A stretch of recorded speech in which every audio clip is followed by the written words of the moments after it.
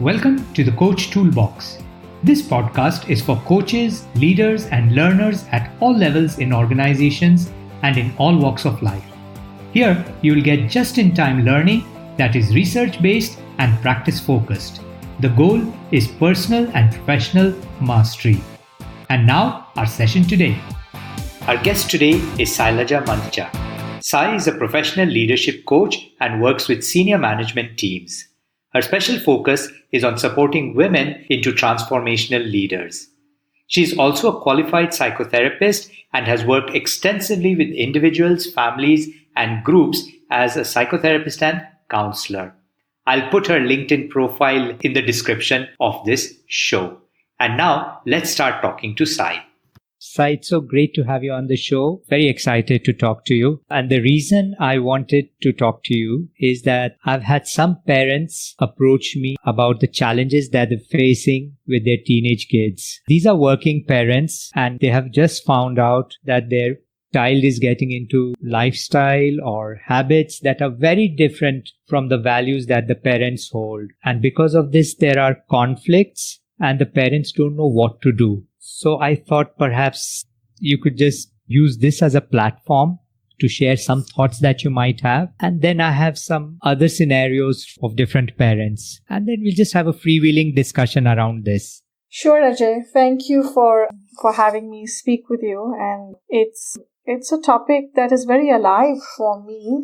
Also because I am a parent to two teenagers and one who's, is almost moving into adulthood and out of being a teenager. So this is very alive and real in real time also for me, apart from the fact that professionally I work a lot in these spaces. Yeah, Ajay, I think when we encounter this sort of experience of our children moving away or showing behaviors that are so different from the value systems of parents or those held in that family system, first and foremost, I can totally relate to the fact that it's very distressing. With this distress, we find sometimes parents are hyperventilating. They're really, going bonkers in terms of having screaming and shouting matches, or they are coming down with great rigidity or clamping down kids. And I just find that actually none of these are very effective ways of handling, these situations, especially when you're dealing with young adults or, kids in their late teens who are almost, stepping into the world. So this is really a very poor way of modeling our capacity to handle differences, which I think is such an important adult capacity to have. Yeah, the capacity to manage differences. So I really... It's almost as if we ourselves forget that we are adults and we start freaking out. Yes. And I think the reason I find that this freaking out happens, Ajay, is because a lot of, first and foremost, I think parenting doesn't come with any kind of guidebook or manual. So we're really, figuring out on the job. That's number one. I think number two, I also find this freaking out happens because we genuinely don't bring the skills that are required for effective communication, dialogue, feedback. Many of us don't bring those skills because our own personal history does not have a modeling of those skills in our own families.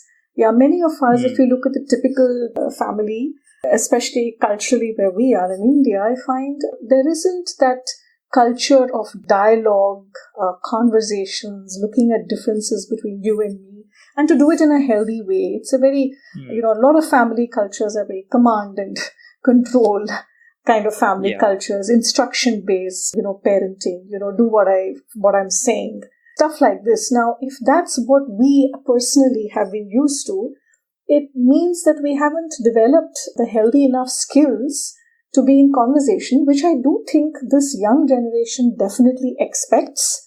And to some extent, they bring some of those skills already themselves because of their own exposure to the media that they're exposed to. Some of them are in schools where, conversations are stimulating and different, and the mood of those conversations are very different from home.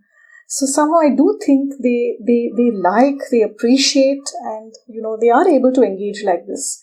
But parents don't bring those skills, and so we are freaking out, right? And we are swinging from being very liberal to being very rigid, and it's all very confusing. So, so those are just my initial comments to what you said. Yeah, and I think you're saying that parents are not able to have a conversation in which both parties are able to share what's going on with them. That's right. Yeah, and also parents find it very difficult to find this middle ground between being very liberal and being absolutely strict. That's right. That's right. And one of the things is that I find it becomes even more difficult when both parents are working. Oh yeah, I think you're talking about diseases of our times, which is stressful living. Yeah, I think it's really a big problem of our times, and I think when we are in stressful living and having pressures of all kinds, personal stresses as well as professional, certainly our own personal system has lesser energy to be patient, lesser energy to think through something in a sensible and mindful way, lesser energy to bring a certain intention to our words and our language. This is overall lesser energy because stress is something that really pulls out for us all of this useful energy that is required. So I do think it is very, very hard with both parents working. And I think the reason it also becomes hard is a very practical aspect of this, Ajay, which is when two people are working, time is finite as a resource. So there's only that much time at home. And when there isn't enough downtime to just hang out, to have conversations, to have meaningful conversations, to have all kinds of conversations, then the only contact becomes, when we have to correct them or when we have to have these difficult and sticky conversations. The other conversations, there is no time for. So from the child's point of view, the only conversations you seem to be having with me are the conversations where you're pulling me up, where you're calling something out, where you're criticizing. The rest of the conversations are not happening when all is well because there is no time and there are the pressures of life. So I do think, therefore, these difficult conversations where we have to point out, differences or whatever, they get amplified. So it seems that a lot of these children are actually feeling disconnected because nobody's talking through with them. I think so, because of course this has many dimensions to it, Ajay, when you say disconnected, because one is the stresses of life, their own life, Then there's the stresses of the family life, which is with both parents working. And then there are the entire dimension of media and devices and social media and the habits that has brought into young adults and teenagers' lives, because they are very much more connected on the internet and through social media. In their own lives, also they don't have too much human connection and good spaces of dialogue and healthy intimacy and friendships. Those aspects are missing, or rather they're going away, very quickly. And so there is that aspect also, that they live so much in another world. And then at home, there are not too much conversations and connections happening. Downtime with devices is so low. And then the only conversations that seem to be happening are these difficult ones or corrective ones. So I think the whole picture then doesn't look so nice, no? It doesn't. It doesn't. And given the pressures of 2 careers and commuting, it seems that the odds are stacked against parents and child having a healthy communication. I agree. Yes. So what are some things parents can do to sort of deal with the situation more effectively? I think what I see a lot of healthy families and parenting styles, what I see them doing, Ajay, is first and foremost to not be reactive, which means if you're spotting something, you don't have to jump in there and sort it out and, unless the situation calls for it. Because I think reactivity has never done any good in any conversation. Yeah. So I think for parents to just learn that, I can just hold my horses.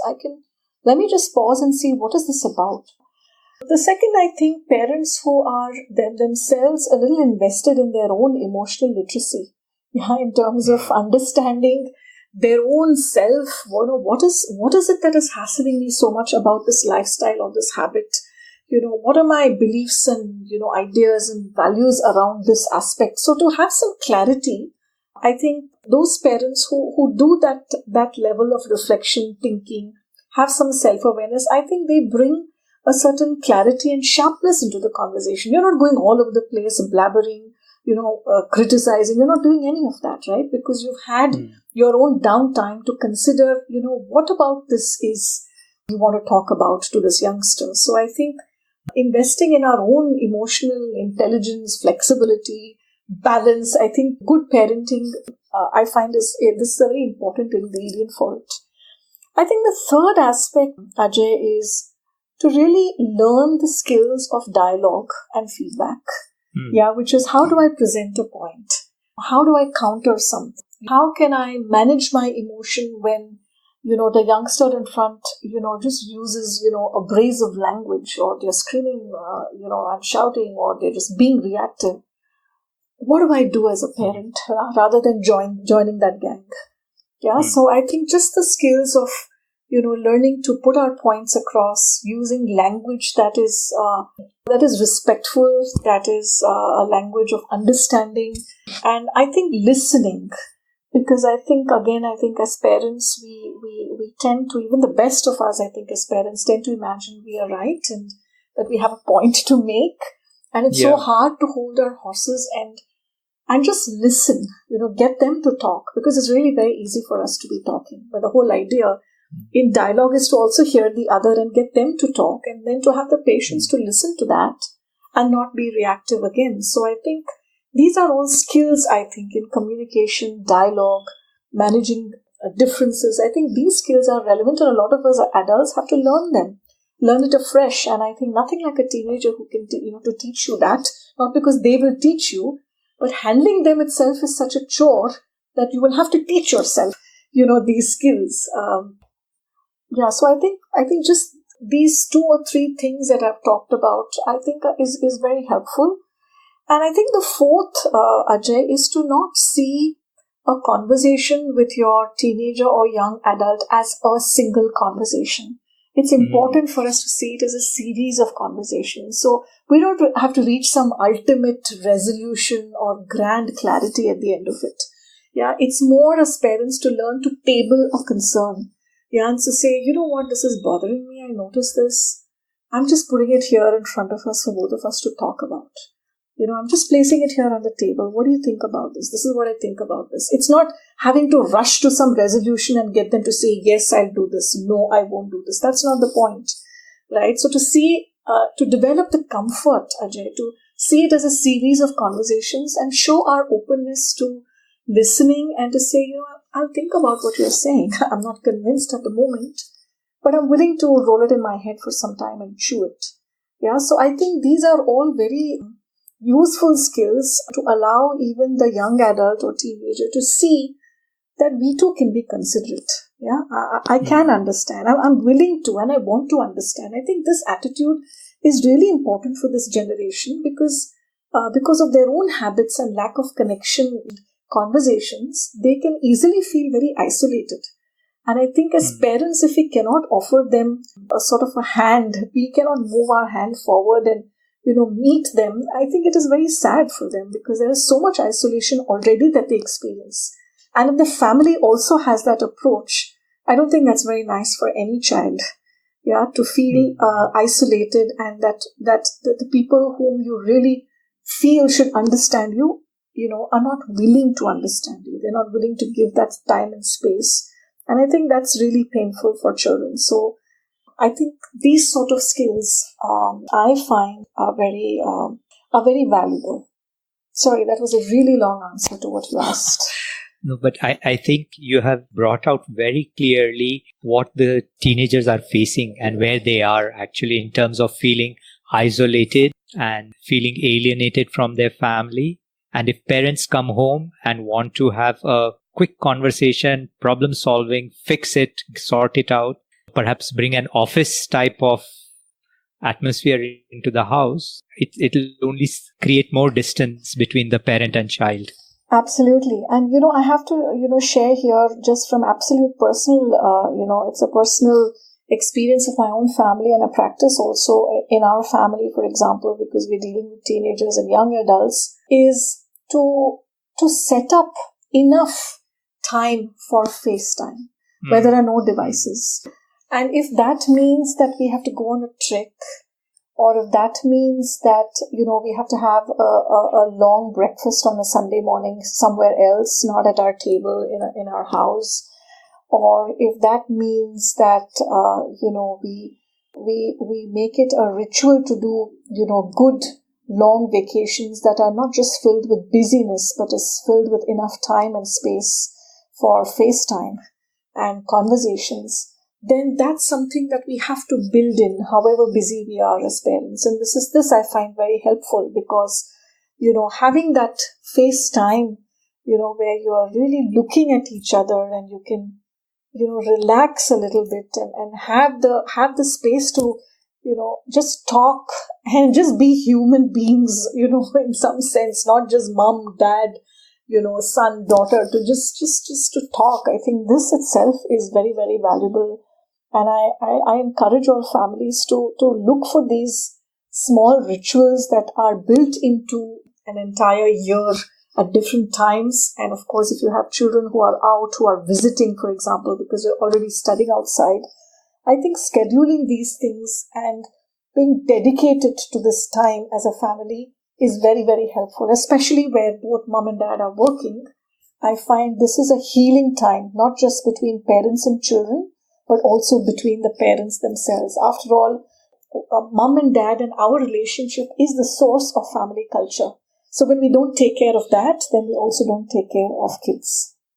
So nicely put, Sai. And you have given a few ideas that families can implement in terms of bridging this gap. And, we've spoken about the fact that parents who are working, but what happens when there is a difference between the parents itself? For example, the parents may be going through a separation or a divorce.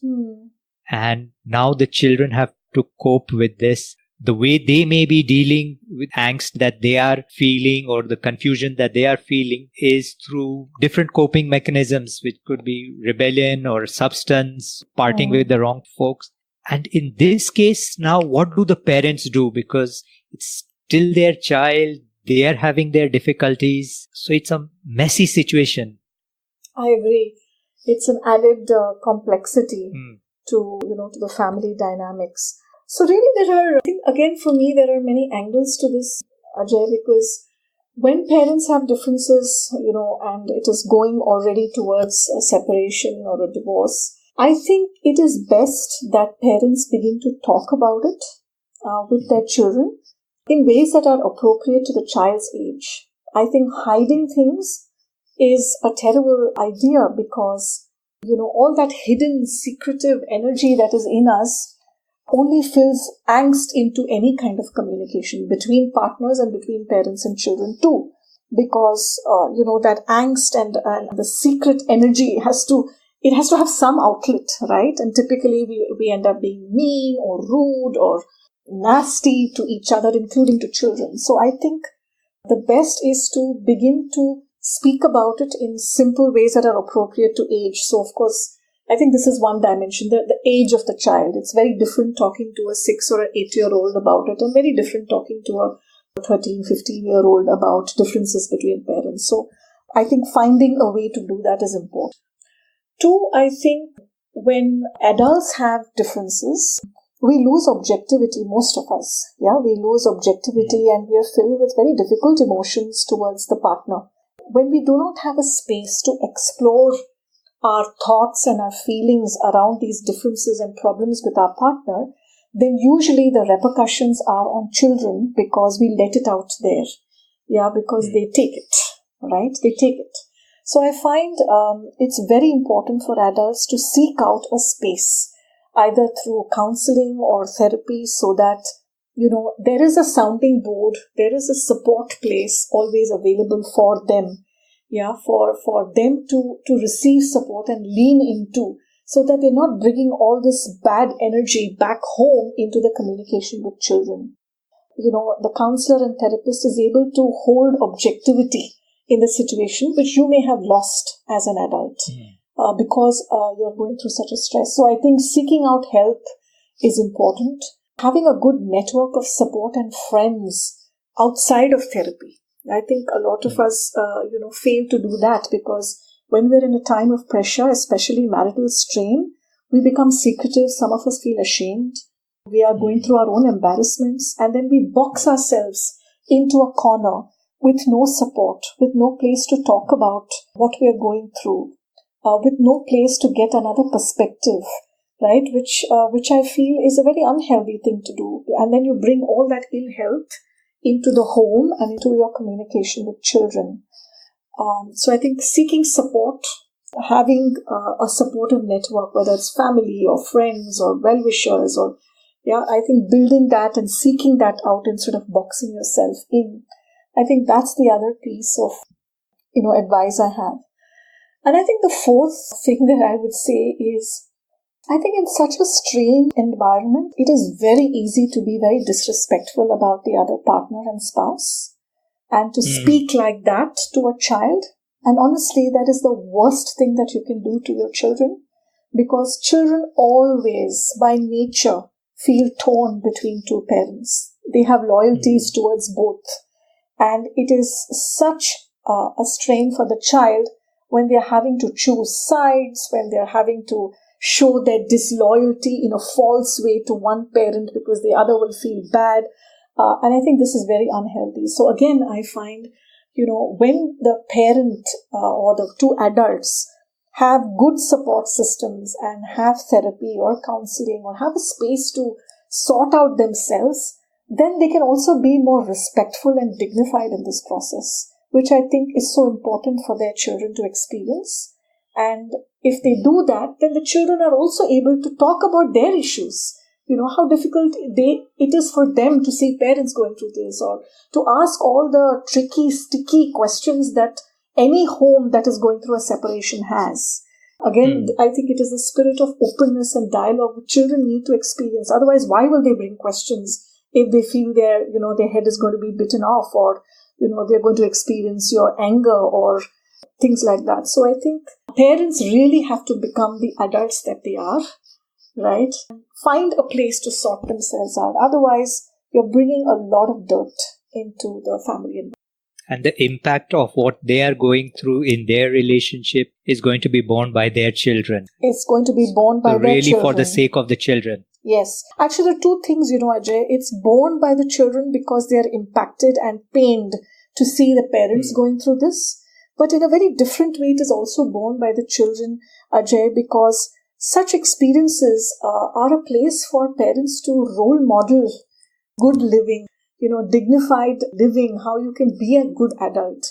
And so when we behave poorly, these are all, for example, getting ingrained into the children because they're picking up all this. They're like the fish in that water, right? And it matters what water you're swimming in. So in many ways, it is impacting the children, not only at an emotional level, but also at the level of, what are their own beliefs, therefore, about relationships, about adults, about marriage, about, everything is being formed through these experiences. So it has very far-reaching impact. That's so true. It's like they are a reflection of what they are experiencing and what they are seeing. Absolutely. So sometimes as parents, we should be very careful before we knock them down, because they're probably just doing what they see us do. Right. Absolutely. Absolutely. And the same thing again connects back to what we spoke about earlier on the call, which is, when we have a spirit of dialogue and positive communication skills, this is also very important role modeling for children, because they are going into a very difficult world. A world that is surrounded by differences, right? And so if they do not have a modeling of how to handle these sticky, tricky conversations and how to navigate them, how are they going to learn it, right? So honestly, it's family life that is a modeling of these positive aspects is a huge learning for children. You cannot imagine what an impact they have, because they are already going into the world with those skills. Why? because I've experienced it at home with mom and dad. Yeah, or they're able to know that, hey, in our house we can sit and talk at the table for 2 hours and we can debate all kinds of views and, get up and hug each other and we're all good. Yeah, and they know what that means because, in their own lives, whether it's in their corporate world or in leadership, these are all skills that are like hugely invaluable, I think. Yeah, so true. I'm now thinking as a parent, I may have messed up now over these last many years. And so now I have a teenager who is either in depression or in some sort of substance abuse or just into a friend circle and lifestyle that is very detrimental. And now I have messed up as a parent and now I see my child suffering. So what are options available to me? I think, in your question is an important aspect already hidden, which is you've said, I know I have messed up. No, I think this is really the first step, Ajay, because I find a lot of parents don't even know that they've messed up. They are instead blaming the children and talking about how they have messed up. Yeah, not taking any responsibility for some aspect that they may have a role in. So one is, of course, just beginning to know and own up what you may have messed up. I think this itself is number one. Number two, I find a lot of family and parents, when they find this, they will typically ask me, can you tell me somewhere where I can send my child? Yeah. Can you tell me some place where they can get help? And I say that, it takes a system to bring up a child. Right? And so when something has gone wrong with the child, it is already indicating that something is wrong with the system. And therefore, it doesn't help to think that you just need a referral service to send your child. It is useful to think that the child needs help and so do you, which means the system needs some reorganizing. And so I find it very helpful that parents who have this attitude, which is my child can seek help and so can we. Yeah, so that we have, again, a sounding board, a clearing for us to process our thoughts and feelings so that we can all be really good, caring and loving and supporting, which is, one of the key functions of a family. And we can be like this with each other. So I think that's the second aspect, which is not thinking that you need a referral service, but to include yourself in the list of people who need support. And thirdly, I think when you are, these for me, what you have talked about, substance abuse or alcoholism or, kids have messed up very badly in their lives. These are sort of, you could call crisis times in families.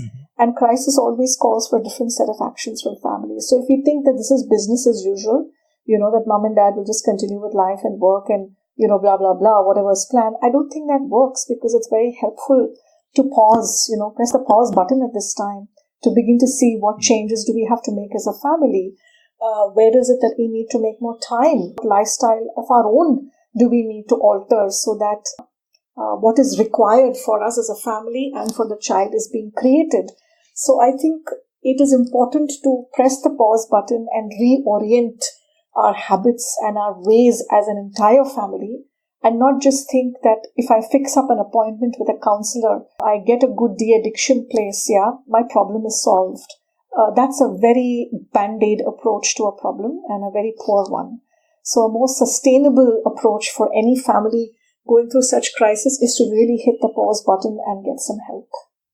And that's a huge shift because most parents would want to send their kids to the best counselor, pay big money, and even have their drivers take the kid up and down. But they would not want to accept responsibility that within their system, that means the parents are as responsible and perhaps the entire system needs support and it's not just the child's problem.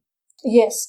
And when I say this, Ajay, I don't mean that the parents are responsible, because sometimes, we may not be responsible that, we've been negligent or we've abandoned them. It may not be that at all. But children have so many influences these days. So many of them are living far away from home. Yeah, they don't have that stability that a family provides. They meet wrong company. They're innocent sometimes, or sometimes even out of naiveness, they fall into habits.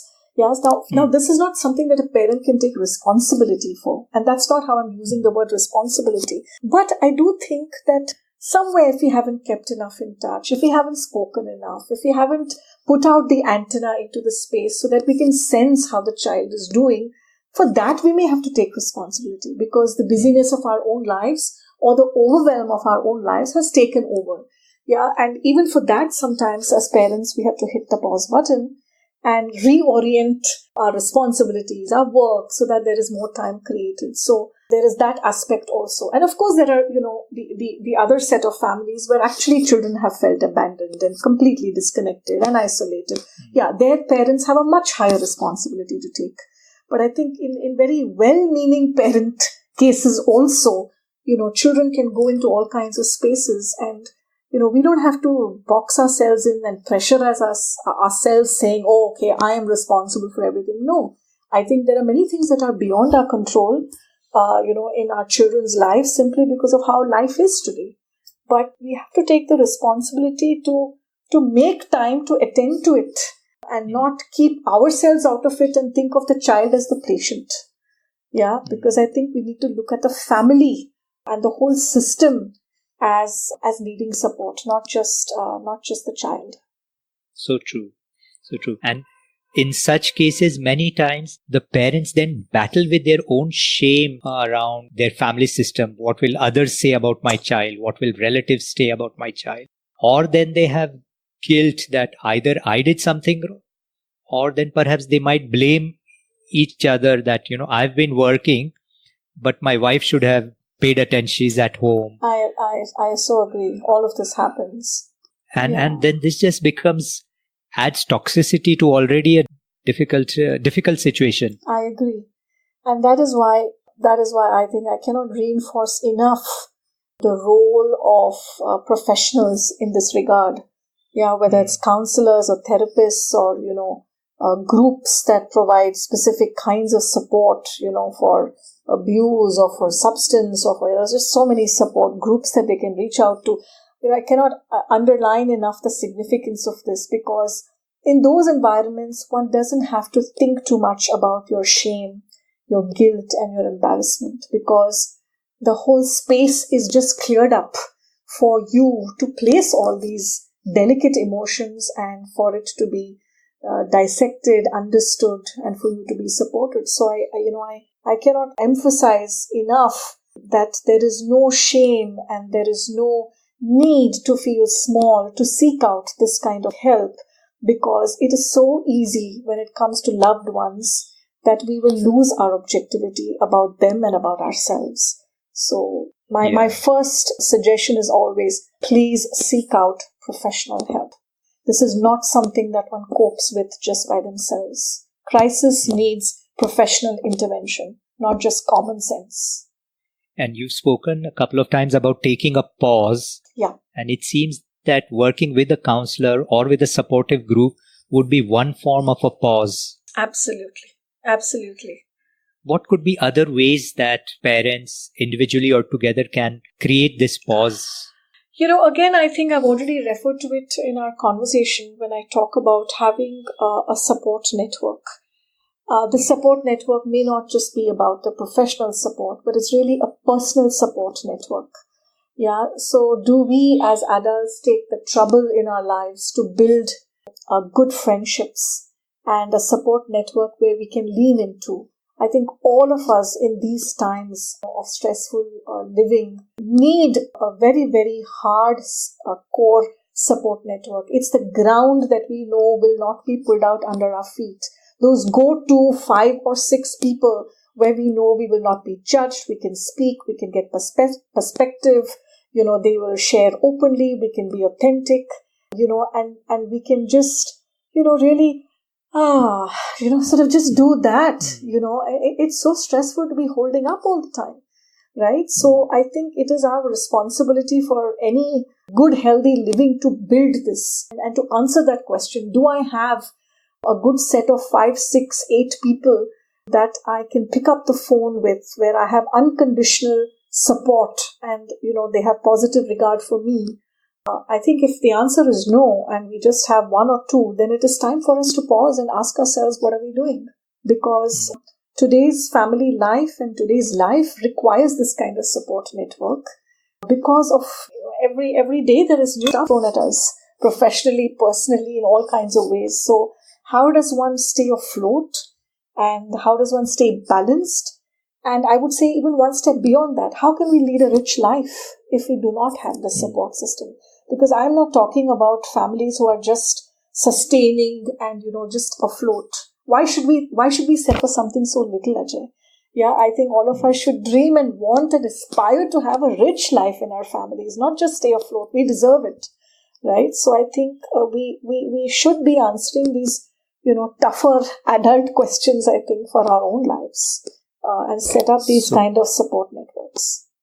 So true and so inspiring. So, Sai, as we bring our conversation to close, how do you like to close it in terms of some tips or some messages for parents? If I have to sort of go right through this whole conversation that we've had from the beginning, I would say us learning to be non-reactive and to be reflective and mindful is really the first place that we need to build some skills in. 2 is learning to hit the pause button either in crisis times or during conversations. I think this is again a very, very important aspect. That's number 2. Number 3, I would think, is if you do not have the skills required for feedback, for dialogue, for sticky, difficult conversations, then please go and learn them, and there are enough avenues where as parents and adults we can learn these skills because these skills are very vital for you. It's like the glue that is going to keep your family going. So we need to have these skills so that we able to model these kind of dialogue related skills and communication skills with our teenagers and young adults. So I think equip yourself with skills. And I think 4thly, do not box yourself into a corner by feeling guilt, shame, embarrassment. Instead, I would say seek out professional help because that brings a certain objectivity, a certain space for you to understand what you are going through, to feel supported, and that way you don't bring back any toxicity into the family life. So that's the 4th. And I think 5th overall as an adult, to really evaluate your own life and your own sense of balance and build a good, caring, supportive network, whether it's friends or family, so that you always have a go-to place to give you perspective, for you to share and for you to lean in, feel cared for and nurtured yourself, because a parent who is not cared for and nurtured in turn is not able to provide good nurture and structure to their own children. So I think self-care and support network is part of loving yourself as a parent. That is very, very powerful. So Sai, thank you so much for spending time sharing your wisdom. We really appreciate it, and I look forward to having you with us in the future sometime. Thank you, Ajay. This has been such a joy and such a rich conversation for me too. I've loved it. Thanks. Thank you so much. And that's it for today. Thank you for listening. Please connect with us on coachtoolbox@gmail.com. We'd love to hear from you. And don't forget to follow, subscribe, and review this channel. Details of our ICF-approved coach training programs and our services as executive coaches and coaching supervisors are on www.globalcoachtrust.org. See you in our next session.